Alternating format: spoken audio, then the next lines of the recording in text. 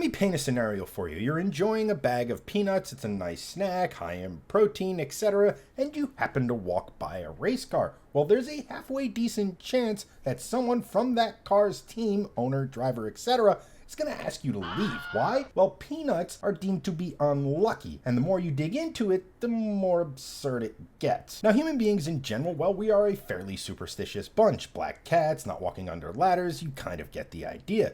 In motorsports, that stuff, well, it kind of goes beyond. Green cars, $50 bills, they're all seen as unlucky. Heck, people even believe that Talladega was built on an ancient Indian burial ground and is haunted, and it even caused one driver to hear voices mid-race and quit. Now, at this point, you might be thinking, well, that's all well and good, but what the hell does this have to do with peanuts? We see back in the day, 40s, 50s, and even the 60s, at concession stands, well, they weren't packed with a ton of different options like they are today. In fact, it was fairly simple, and peanuts happened to be one of the most popular snacks you could get. No, seriously, they were ridiculously popular. You couldn't go anywhere at an old racetrack without actually walking over peanut shells. They were literally everywhere. Then there's actual NASCAR back in the day. Much like today, there were a lot of accidents, but unfortunately, safety back then wasn't really what it is today. And sadly, some of these accidents in the 40s and 50s included some pretty serious injuries and even some fatalities to drivers and spectators alike. And of course, after these accidents, when they were clearing up the wreckage, investigating what happened and what they could glean was the possible cause for these horrible accidents, one thing was a constant, and that was that all of these cars